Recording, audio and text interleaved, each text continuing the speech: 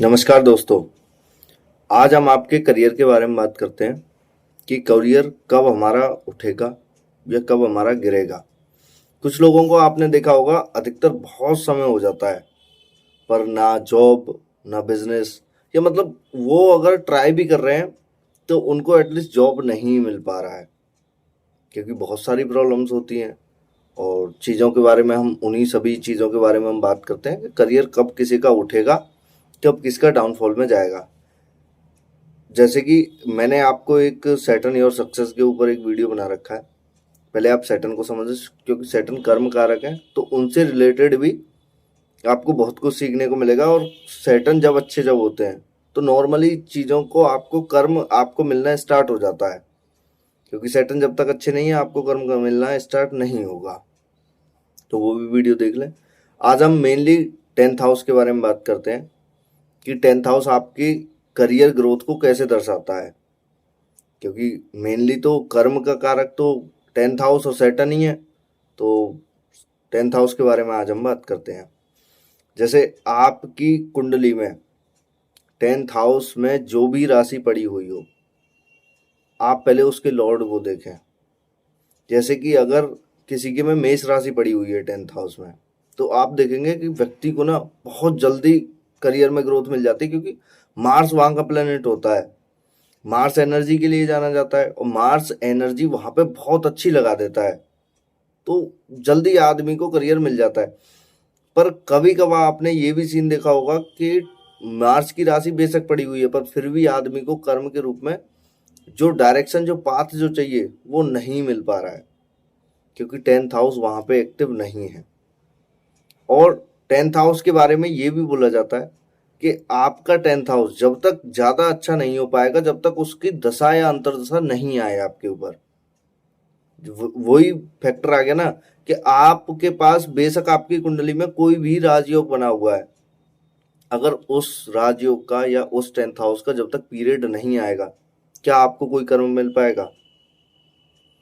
अगर कोई government job की प्रिपरेशन कर रहा है या किसी कम्पिटेटिव एग्जाम की प्रिपरेशन कर रहा है, 6th हाउस हमारा होता है चीज़ों से लड़ने के लिए, और 10th हाउस होता है हमारी सत्ता पे पहुंचने के लिए, कि हमको अब कर्म मिल चुका है। अगर 6th हाउस का किसी का टाइम अगर नहीं चलेगा तो क्या वो कम्पिटेटिव एग्जाम क्लियर कर पाएगा? और 6th हाउस ना बीमारियों को भी दर्शाता है। एक व्यक्ति होता है जिसका 6th हाउस का टाइम चले, वो बीमारियों को एटलीस्ट उसके पास बीमारियां आना स्टार्ट हो जाती हैं। एक व्यक्ति होता है जिसका 6th हाउस का टाइम चले, वो कम्पिटेटिव एग्जाम की तैयारी कर रहा है, जिसका 6th हाउस 10th हाउस से कनेक्ट हो, उसका कम्पिटेटिव एग्जाम एक बार में, या 10th हाउस 11th हाउस से कनेक्ट हो, और जिसकी दशा अंतरदशा आ जाए उसके फेवर में हो, तो वो व्यक्ति एग्जाम क्लियर करने के लिए ज़्यादा अच्छा हो जाता है। क्योंकि और 10th हाउस और 11th हाउस का जब जब 6th हाउस से जुड़ेगा, व्यक्ति कम्पिटेटिव एग्जाम इन सारी चीज़ों में बहुत अच्छे से ग्रो कर जाता है। 10th हाउस के फेवर में प्लेनेट होना चाहिए। अगर 10th हाउस 6th हाउस के फेवर का प्लेनेट नहीं है तो व्यक्ति को बहुत ज़्यादा फिर संघर्ष करना पड़ता है। जैसे 10th हाउस में हर चीज़ ना आपको सत्ता हासिल करनी पड़ती है, लड़के करनी पड़ती है। लड़के इन द सेंस आप ये समझिए कि फाइट वाली लड़ना नहीं, कम्पिटेटिव एग्जाम वाली, ग्रोथ वाली। आपको चीज़ों के लिए एक एनर्जी बहुत अच्छे वे में चाहिए। जैसा कि मैंने सैटर्न और सक्सेस वाली वीडियो में मैंने बताया हुआ है, सैटर्न की राशि में ना मार्स उच्च के हुए हैं, तो मार्स का तो काम ही है ना लड़ना। हनुमान जी का काम ही है, जब तक उस चीज़ के लिए आप प्रयास नहीं करेंगे, आप लड़ेंगे नहीं, आपको वो चीज़ नहीं मिलने वाली। इसीलिए 10th हाउस में जैसे किसी का बेनिफिक प्लेनेट हो, आपने अधिकतर चार्ट में आपने देखा होगा 10th हाउस में किसी का जुपिटर जैसा प्लेनेट पड़ा हुआ हो, क्या व्यक्ति उस प्रयास के साथ इतनी एग्रेशन के साथ लड़ पाएगा चीज़ें? बहुत मुश्किल है लड़ना उसके लिए। क्योंकि जुपिटर यहाँ आपको ये चीज़ बता रहे हैं कि जुपिटर एक शांत प्लेनेट, देवता प्लेनेट, ब्राह्मण प्लेनेट के आराम से काम करते हैं धीरे धीरे। क्या 10th हाउस में उसको ग्रोथ जल्दी मिल पाएगी? यही जुपिटर से अगर कोई मार्स कनेक्ट हो जाए 10th हाउस से, या कोई और प्लेनेट भी जुपिटर से कनेक्ट हो जाए, नहीं कह रहा हूँ, व्यक्ति बहुत जल्दी ग्रो कर लेता है। क्योंकि वहाँ एक ऐसे प्लेनेट की जरूरत चाहिए कि जो ग्रोथ को बहुत जल्दी जल्दी बढ़ाए। इसीलिए 10th हाउस को ना एग्रेशन का हाउस बोला जाता है। जब तक व्यक्ति के अंदर एग्रेशन नहीं होगा, व्यक्ति को बहुत ज़्यादा समय लग जाएगा उन चीज़ों को हासिल करने के लिए। अगर यहीं कोई राहु जैसा प्लेनेट हो 10th हाउस में, या मार्स जैसा प्लेनेट हो, या सूर्य जैसा प्लेनेट हो, ये तीनों चारों प्लेनेट, सैटर्न थोड़े से स्लो हैं पर हाँ करियर बहुत अच्छा दे देते हैं 10th हाउस में, मतलब दे देते हैं, धीरे धीरे ग्रोथ दे देते हैं। ये तीनों प्लेनेट हो किसी के यहाँ, मैं कह रहा हूँ व्यक्ति लड़ने के लिए एकदम तैयार बैठा होगा किसी भी चीज़ को हासिल। अब राहु 10th हाउस वालों का देखेंगे, मार्स 10th हाउस वालों का देखिए, सन 10th हाउस वालों का आप देखिए, व्यक्ति इतनी जल्दी ग्रो कर जाता है कि व्यक्ति सामने वाला सोचता है इतनी जल्दी, पर आप एक चीज को समझिए, वो व्यक्ति औरों के मुकाबले ज्यादा मेहनत कर चुका होता है। इसीलिए एग्रेशन को यहाँ बहुत अच्छा 10th हाउस में, इसीलिए इन मेलेफिक प्लैनेट्स को बहुत अच्छा बोला जाता है 10th हाउस में, क्योंकि वो व्यक्ति एकदम स्पीड के साथ लड़ेगा, औरों से अच्छा ग्रो कर जाएगा। यहाँ कोई बेनिफिक प्लैनेट हो 10th हाउस में, बेनिफिक इन द सेंस शुक्र हो, या शुक्र भी थोड़ा सा ठीक है कि हाँ चीज़ें उसके लिए वो होती है कि शुक्र को चीज़ें चाहिए ऐश्वर्य के लिए, चीज़ों के लिए, तो वो शुक्र वहाँ लड़ता है, पर इतने अच्छे से नहीं लड़ पाता जितने मेलेफिक प्लैनेट लड़ पाते हैं।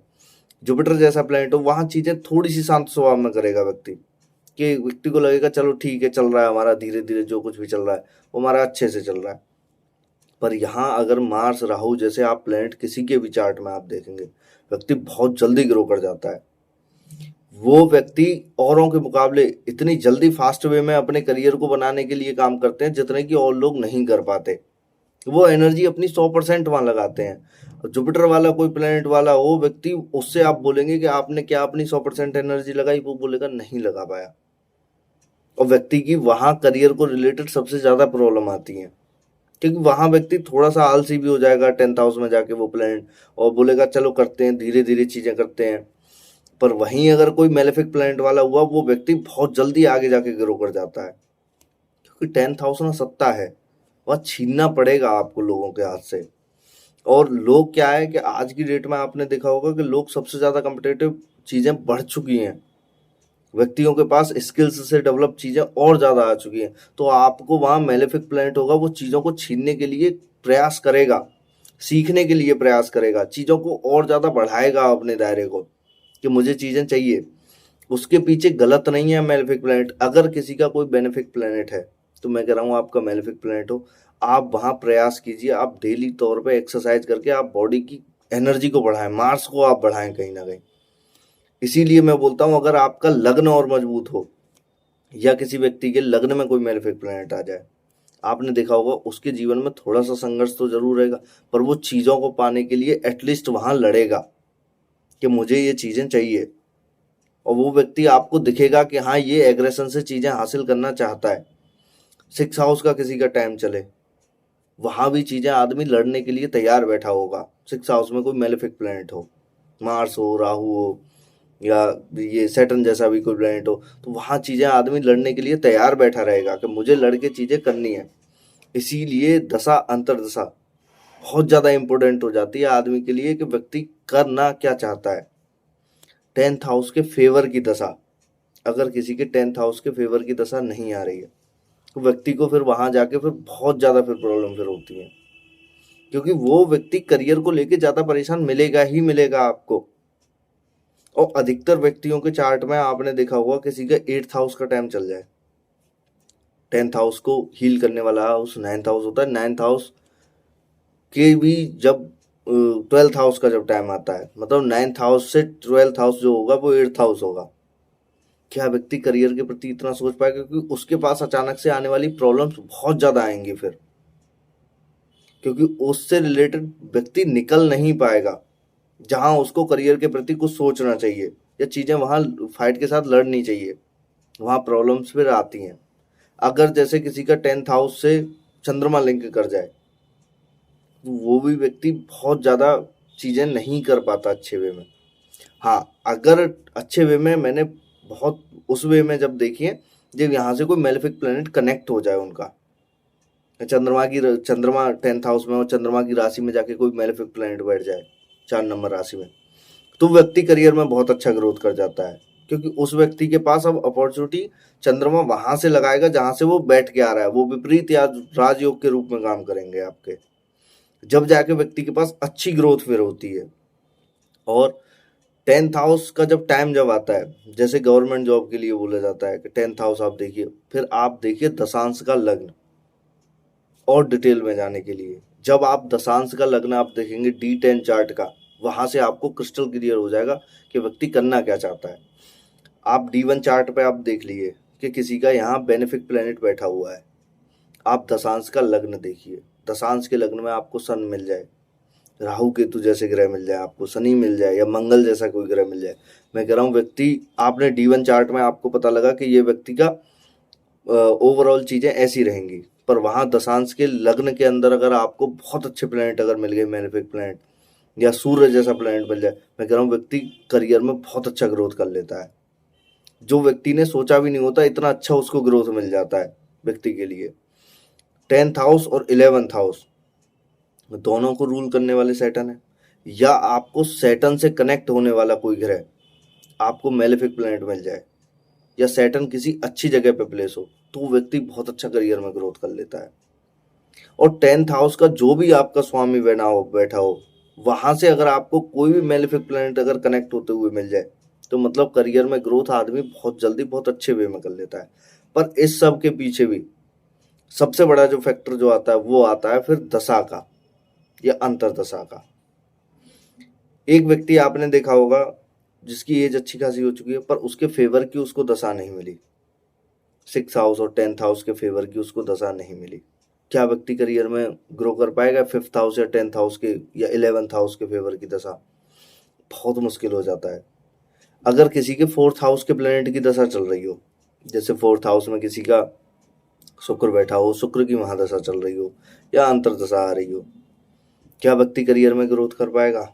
बहुत मुश्किल है, क्योंकि वहां करियर को लेके व्यक्ति सोच ही नहीं पाएगा ज्यादा। वहां व्यक्ति को सिर्फ इतना दिखाई देगा 4th हाउस में, मतलब कंफर्ट के लिए मेरे पास जितनी भी चीजें हैं वो कंफर्ट जोन से अपने से निकल ही नहीं पाएगा। 10th हाउस का विपरीत हाउस जस्ट 4th हाउस होता है, इसीलिए 4th हाउस को जो लोग करियर में बहुत अच्छा ग्रोथ करते हैं उनका 10th हाउस आपको बहुत अच्छा मिलेगा, ना कि 4th हाउस उनका अच्छा मिलेगा। 4th हाउस तो कंफर्ट की चीजें तो उनके पीछे फिर खुद आ जाएंगी, उनको इतना सोचने की जरूरत नहीं पड़ेगी, क्योंकि जब आपका करियर अच्छा हो, जैसे एक बोला जाता है ना आपको कि आप एक बड़ी जॉब हासिल कर लेते हैं, IAS हो, PCS हो, या कोई भी आपने कोई बड़ा competitive exam, at least B grade की कोई आपने जॉब ले ली, क्या आपको सरकार की तरफ से कार नहीं मिलेगी? 4th हाउस वीक है। क्या आपको सरकार की तरफ से IAS PCS में कोई घर नहीं मिलेगा? 4th house. तो वहां मिला ना आपको, क्यों मिला? क्योंकि 10th हाउस आपका अच्छा था। क्या आप 4th हाउस आपका अच्छा हो, आप घर में पड़े रहते हैं, आप कंफर्ट जोन से उससे बाहर नहीं निकल पा रहे हैं, क्या आपको सरकार से कोई सत्ता मिल पाएगी? बहुत मुश्किल है। हाँ, ये जरूर होता है कि आप पिता की प्रॉपर्टी पे आप पूरी जिंदगी आराम से काट सकते हैं, वो अलग कॉम्बिनेशन होते हैं उसके चार्ट में। क्या आपको सरकार से फिर वो चीजें, फिर वो सरकार से आपको सत्ता या आप किसी पद पे आप पहुंच पाएंगे? बहुत मुश्किल हो जाता है। फिर वहां चीजें आपके विपरीत जस्ट हो जाती हैं। तो व्यक्ति को बोला जाता है कि आपका 4th हाउस का टाइम चल रहा है, आपका वीनस का टाइम चल रहा है, आप उस व्यक्ति की स्थिति के हिसाब से देखिए, क्या वो करियर में ग्रोथ के लिए वो ठीक है? कि वो तो जिंदगी कंफर्ट जोन के हिसाब से बिता देगा ना। और व्यक्ति बोलता है आपकी शुक्र की महादशा आने वाली है, आपको बहुत पैसा दे के जाएगी। ऐसा नहीं होता, हर किसी के चार्ट में नहीं होता ये। हमको वहां परिस्थितियां देखनी होती है कि 10th हाउस का टाइम कब चल रहा है और 10th हाउस कब एक्टिव हो रहा है, या 11th हाउस कब एक्टिव हो रहा है, या चीजें उसका 5th हाउस कब एक्टिव हो रहा है कि जिससे वो ग्रोथ से या क्रिएटिव चीजें करके वो ग्रोथ कर पाए। जैसे 5th और 11th का किसी का कॉम्बिनेशन बना हुआ हो, मैंने ऐसे लोगों को बहुत अच्छा करते हुए देखा। 5th या 10th का कॉम्बिनेशन बना हुआ और दशा अंतर दशा भी उनको प्लेनेट से रिलेटेड मिल जाए, कोई व्यक्ति बहुत अच्छा करियर में ग्रोथ कर जाता है, क्योंकि वहां व्यक्ति उन चीजों को लड़ने के लिए, हासिल करने के लिए बहुत अच्छे लेवल पे करेगा। वहां प्लेनेट की दशा भी आपको इंपोर्टेंट करती है कि प्लेनेट कौन सा है। जुपिटर जैसे ग्रह की दशा है, वो इतना नहीं लड़ेगा, वो बोलेगा आराम से करते हैं, स्पिरिचुअल रह के, भगवान की कृपा पर रह के, ये सब चीजें करके हम बड़े प्यार से करेंगे। पर वहां आपको किसी ना किसी मेलेफिक प्लेनेट की जरूरत पड़ेगी जिसको आप जुपिटर के साथ मिला देंगे। जुपिटर की दशा बहुत अच्छी होती है व्यक्ति को आराम से कंफर्ट से चीजें करने के लिए, पर जुपिटर के साथ जब आप मार्स जैसे या किसी और प्लेनेट को आप मिला देते हैं तो आप देखेंगे कि वहां व्यक्ति करियर में और अच्छा ग्रोथ कर जाता है, क्योंकि जुपिटर भाग्य के कारक है। और जुपिटर की जब महादशा आती है तो आदमी फिर भाग्य के ऊपर पूरी तरह से डिपेंड रहेगा, वो 100% गलत है। वहां व्यक्ति पूरी तरह से करियर में ग्रोथ नहीं कर पाए, इसीलिए जुपिटर की भी जरूरत होती है, सैटर्न की भी जरूरत होती है कि हमें चीजें करनी किस प्रकार से हैं। इसीलिए 10th हाउस में मेलेफिक प्लैनेट का होना बहुत अच्छा माना जाता है। और करियर में ग्रोथ के लिए भी ये बहुत अच्छा कॉम्बिनेशन होता है कि जहाँ सैटर्न को बहुत अच्छी अच्छी चीज़ें मिल पाए या आपका करियर बहुत अच्छे तरीके से उठ पाए। इसीलिए जब कभी भी आपको महादशा किसी सन जैसे प्लैनेट की आ जाए तो वो 10th हाउस से कनेक्ट हो, वहाँ आप देखेंगे कि व्यक्ति करियर में अपनी बहुत अच्छी ग्रोथ कर जाता है और व्यक्ति वहाँ चीज़ों को जल्दी हासिल कर लेता है। राहु जैसे किसी प्लैनेट की महादशा आ जाए और वो 10th हाउस से किसी का कनेक्ट हो, मैं कह रहा हूँ व्यक्ति करियर में बहुत अच्छा ग्रोथ कर जाएगा, या वो करियर को हासिल करने के लिए जी जान से मेहनत लगा देगा, क्योंकि वो मेहनत भी तो जब ही लगेगी ना जब व्यक्ति उस चीज के लिए प्रयासरत होगा। और वहां आदमी कंफर्ट जोन में फंसा हुआ है 4th हाउस के में, या 3rd हाउस के किसी भी प्लेनेट की अगर महादशा आ जाए चीजों को लेके, वहां आदमी पराक्रम से अपनी चीजों को एफर्ट से बहुत अच्छा हासिल कर लेता है। वह मेहनत बहुत ज्यादा करनी पड़ती है, पर आप अपने 10th हाउस को कहीं ना कहीं एक्टिव करें जिसके बाद आपके पास चीजें आ पाए। इसीलिए अगर किसी की कुंडली में, मैं हर बार बोलता हूं कि अगर किसी की कुंडली में राजयोग बहुत अच्छे अच्छे बने हुए हैं और उस व्यक्ति को उससे रिलेटेड दशा ना मिले या अंतरदशा ना मिले तो वो राजयोग किसी काम के नहीं होते, चाहे कुंडली में कितने भी बड़े बड़े राजयोग क्यों ना बने हुए हों। क्योंकि व्यक्ति को उसे हासिल करने के लिए, उसे पाने के लिए कुछ तो चाहिए ना, उसके लिए दशा तो चाहिए ना, दशा से बड़ा कुछ नहीं होता। आप ऑल 12 हाउसेस की वीडियो आप खूब देख चुके हैं।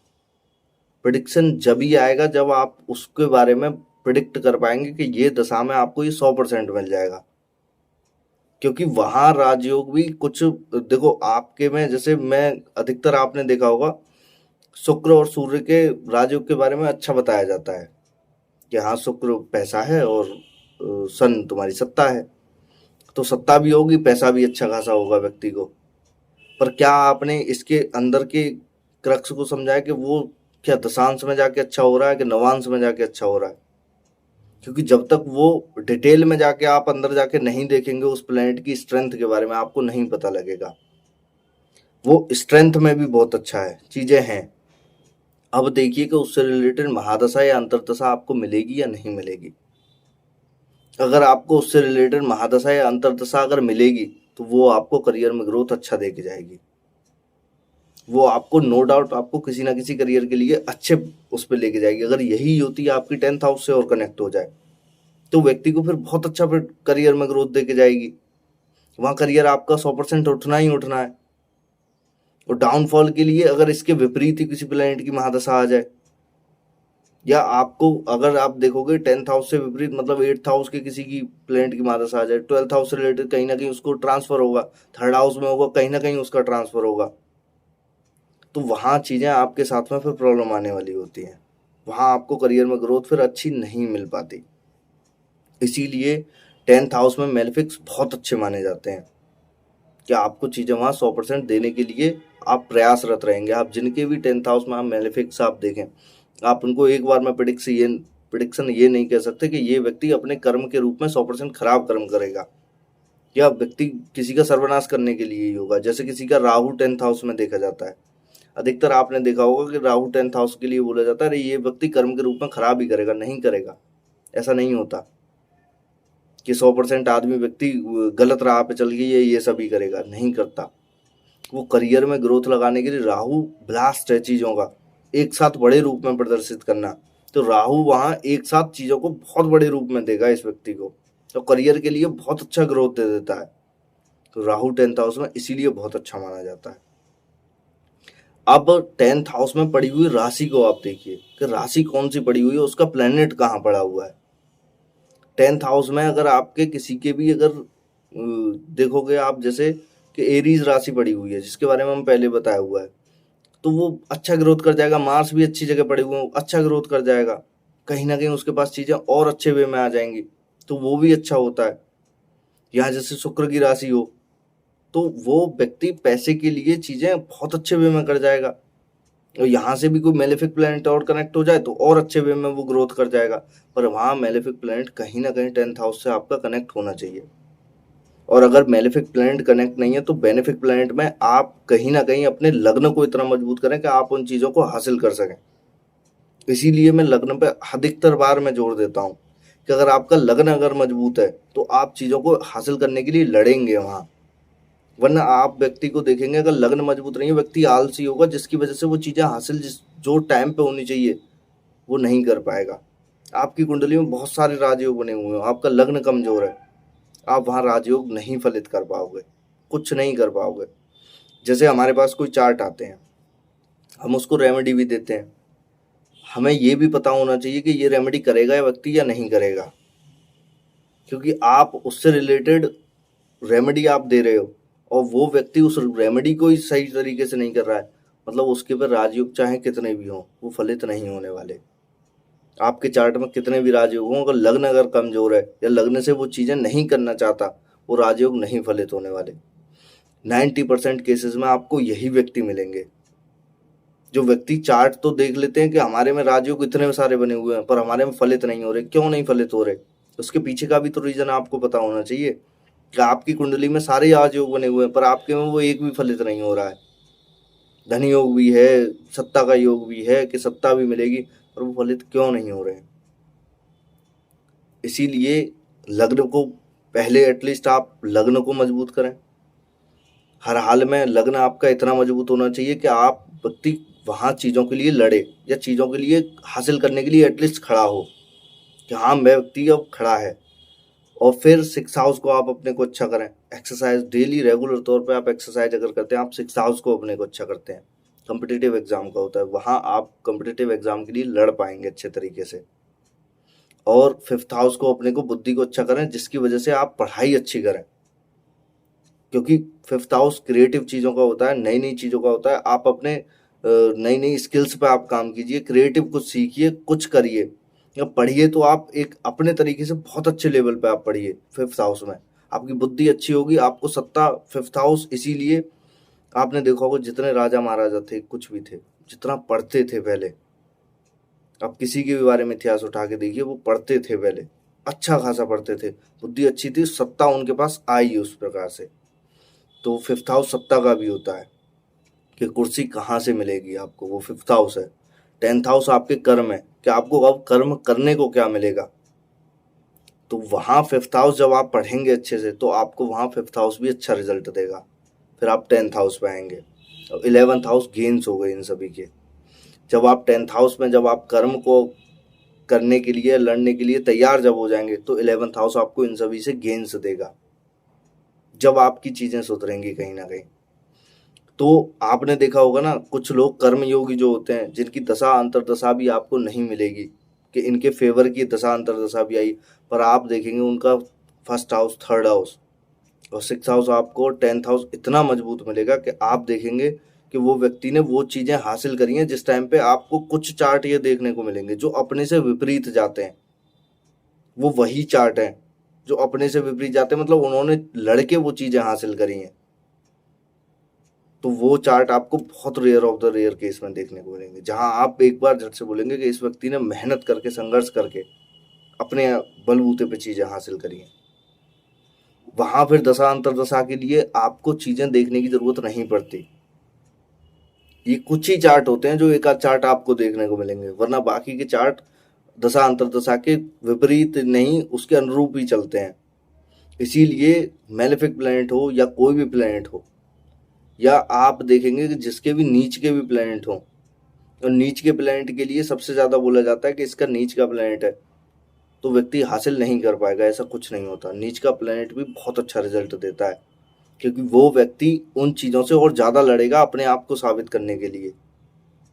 उच्च के प्लैनेट वाले को तो एक बार को भरोसा है कि मेरे को चीजें मिल जाएंगी, तो वो आलसी हो भी सकता है कि अरे मेरे को तो मिलना ही मिलना है। नीच के प्लैनेट वाला उससे ज्यादा मेहनत करेगा और उससे आगे निकल जाएगा, क्योंकि उस व्यक्ति को एक बात पता है कि मेरे को चीज़ें जब मिलेंगी जब मैं 100% मेहनत करूँगा, क्योंकि मुझे पता है मेरे को कुछ नहीं मिलना नीच के प्लेनेट वाले को। तो वो 100% मेहनत करेगा और बेस से उठ के आएगा और ऊपर तक जाएगा।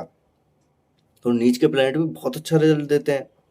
अब जैसे 10th हाउस में या 10वीं राशि में जुपिटर नीच के होते हैं, तो ऐसा व्यक्ति क्या ज्ञान नहीं हासिल करेगा? बहुत अच्छा ज्ञान हासिल करेगा, जबकि अपने आप को साबित करने के लिए वो और अच्छा ज्ञान को अर्जित करेगा, क्योंकि मेरे पास तो ज्ञान की और ज़्यादा कमी है। और वो अपने आप को हमेशा हम्बल और एकदम पोलाइट वे में रखेगा कि मेरे पास तो चीज़ें और ज़्यादा मैं ज्ञान हासिल करूं। और वहीं जुपिटर उच्च वाला हो, उसको घमंड ज़्यादा आएगा कि मेरे पास तो ज्ञान बहुत ज़्यादा है, और वो ज्ञान उसको हासिल भी नहीं करेगा। अरे मेरे पास तो बहुत ज्ञान है। पर जुपिटर नीच वाले व्यक्ति आपको बहुत ज़्यादा ज्ञानी मिलेंगे, क्योंकि वो ज्ञान को और ज़्यादा फिर हासिल करना चाहते हैं कि हमारे पास और ज़्यादा आए। तो ऐसा नहीं है कि कोई भी प्लेनेट, आप एक प्लेनेट देखें और आप उसको बोल दें कि ये प्रेडिक्शन इसकी ये बारे में होगी। आपको पूरी चार्ट की स्ट्रेंथ देखनी होती है फिर, जब आप किसी की एक प्रेडिक्शन के बारे में बता पाएंगे। कर्म के रूप में 10th हाउस की आप प्रेडिक्शन जब आप दे पाएंगे जब उसका दशांश भी आप देख लेंगे कि दशांश में वो प्लेनेट स्ट्रेंथफुल है या नहीं है। आप कोई भी दशांश का चार्ट जब आप देखेंगे तो आपको पता लगेगा कि ये प्लेनेट इसके में D1 चार्ट में तो बहुत अच्छा है, लग्न चार्ट में, पर दशांश में जाके वो अच्छा नहीं हो रहा है। तो आप देखेंगे उससे रिलेटेड व्यक्ति को कहीं ना कहीं प्रॉब्लम आपको देखने को मिलेगी, वो इतनी जल्दी ग्रोथ नहीं ले पाएगा। और जो व्यक्ति का प्लेनेट D1 चार्ट में भी कमजोर है और दशांश में जाके अच्छा हो जाए, मैं कह रहा हूँ व्यक्ति ग्रोथ बहुत अच्छी करेगा वो, क्योंकि वो चीज़ें दशांश मतलब आप समझिए कि 10th हाउस मतलब आप समझिए कि वो व्यक्ति और चीज़ें हासिल करना चाहता है। 10th हाउस में आपको लड़ना पड़ेगा 100%।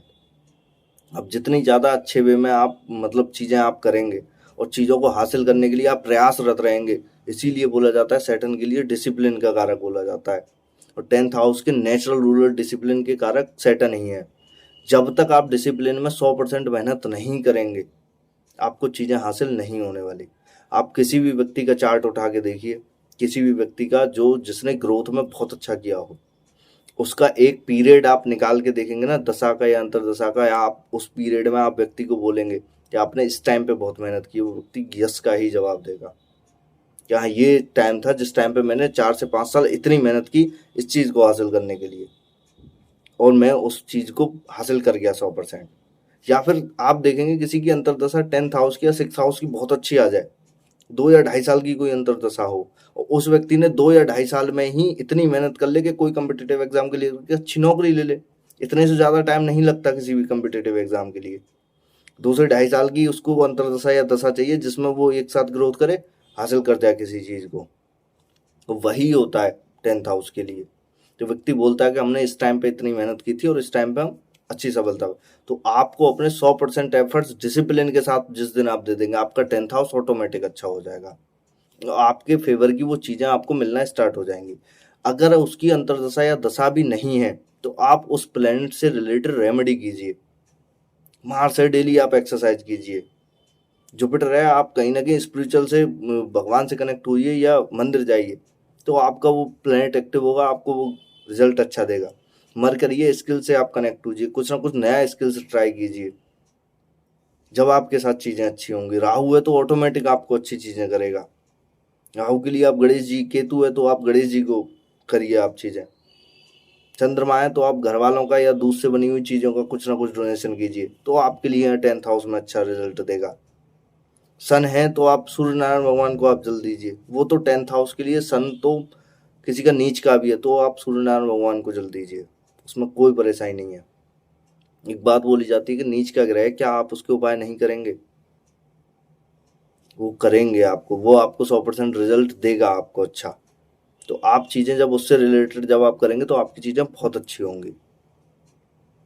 तो ये सब चीज़ें आप कीजिए। सैटर्न है, डिसिप्लिन में बस आप मेहनत कीजिए, 100% आप अपना दीजिए। अपनी लाइफ का जिस दिन आप 100% दे देंगे, आपका 10th हाउस ऑटोमेटिक अच्छा हो जाएगा। और आप जब जिस टाइम पे आप मेहनत करना जब स्टार्ट जब करेंगे, हो सकता है आपकी लाइफ में बहुत ज़्यादा वो प्लैनेट जो बेनिफिक प्लैनेट हो या मेलेफिक प्लैनेट, वो आपको रोकें उस चीज़ से, क्योंकि प्रॉब्लम्स बहुत ज़्यादा फिर आती हैं व्यक्ति के जीवन में। और जब ये आप चीज़ें जब अच्छे वे में जब आप करेंगे तो आपके पास वो चीज़ें और अच्छे वे में आएंगी। डिसिप्लिन में मेहनत कीजिए, लगातार उन चीज़ों के प्रति आप लगे रहिए। जिस दिन आप लगातार इन चीज़ों के प्रति आप लगे रहेंगे, आपकी चीज़ें बहुत अच्छे वे में आपको ग्रोथ के रूप में आएंगी। और हम सारे प्लैनेटों के बारे में, हम 10th हाउस के बारे में आगे किसी वीडियो में बात करते हैं। जब तक के लिए धन्यवाद दोस्तों। जय श्री राम।